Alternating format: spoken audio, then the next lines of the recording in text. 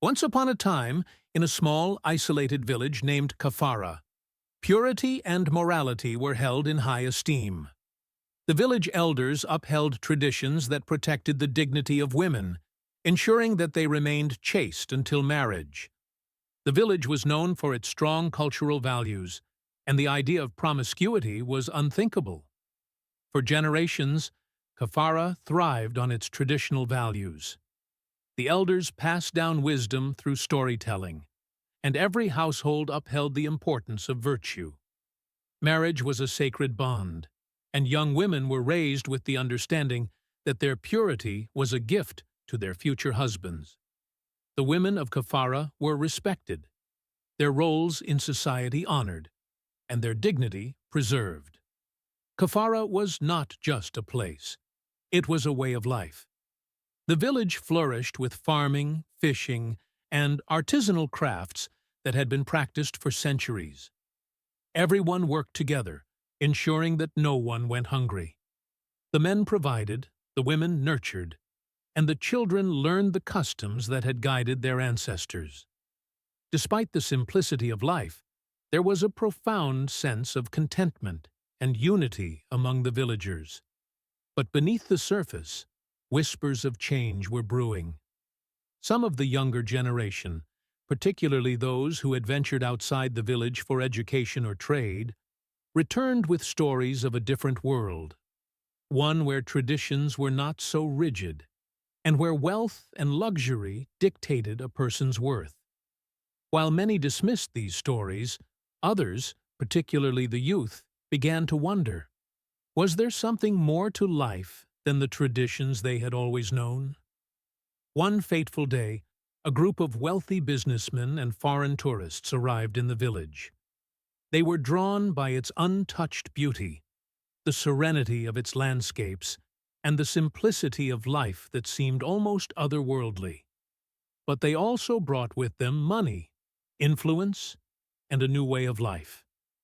They built hotels, entertainment spots, and bars, promising economic growth and prosperity for the villagers.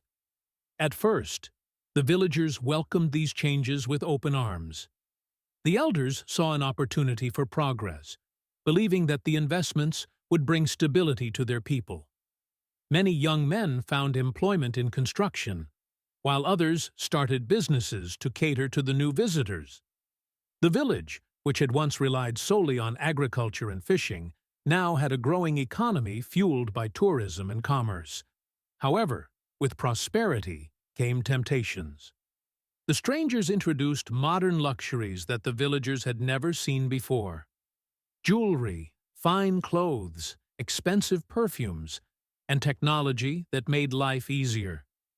They spoke of cities where money ruled, where one could buy anything they desired. The young women of Kafara watched in fascination as some of their peers, those who spent more time with the visitors, began wearing elegant fabrics, carrying new phones, and enjoying a lifestyle that seemed impossible only months before. The once simple evenings, where families gathered around the fire to share stories, were now replaced by the sounds of music and laughter from the newly built establishments. The villagers, who once lived by strict moral codes, found themselves questioning their way of life. Some resisted the change, but many were enticed by the promises of wealth and comfort. Little did they know that these new opportunities would come at a cost, one that would forever alter the identity of their village. With time, the young women of Kafara began noticing the lavish gifts and money that some of their peers received from the outsiders. The once simple and modest lifestyle of the village seemed outdated compared to the luxuries these visitors offered. It wasn't long before whispers of young girls secretly meeting the visitors spread. The lure of easy money was stronger than the moral values that had guided them for generations. At first, it was only a few who dared to step into this new world. Some justified their choices as a means of supporting their families, while others saw it as a rebellion against the strict traditions that had governed their lives. But as the wealth they accumulated became evident, more and more young women followed suit. Some even abandoned their homes, seeking the freedom and financial independence that the visitors promised. Fatima, the daughter of a respected elder, was the first to succumb to the temptation. She was intelligent and beautiful, but felt trapped in the traditional expectations imposed upon her. One night, she disappeared and returned days later, wearing expensive clothes and jewelry. The villagers were shocked, but Fatima's newfound wealth was impossible to ignore. Soon, other women followed in her footsteps, each justifying their choices with reasons of survival, ambition, or rebellion. The once proud families of Kafara watched helplessly as their daughters changed. Some fathers disowned their children, while others remained silent, ashamed. Yet, traditional values crumbled as Kafara became infamous for its nightlife and entertainment. The once sacred institutions of marriage and family lost their meaning. Those who still believed in the old ways found themselves ostracized or ridiculed. The few remaining virtuous young women struggled to find husbands, as the men of Kafara now sought pleasure over commitment. Years later, Fatima, who had once led the transformation, returned to the village, aged and weary. She had traveled the world, seen its darkest sides, and experienced betrayal and loss. With tears in her eyes, she pleaded with the young girls to rethink their choices, but it was too late. The village had changed forever, and the purity that once defined Kafara was now nothing but a distant memory. Diseases, broken homes, and lost identities plagued the village. What was once seen as an opportunity had turned into a curse.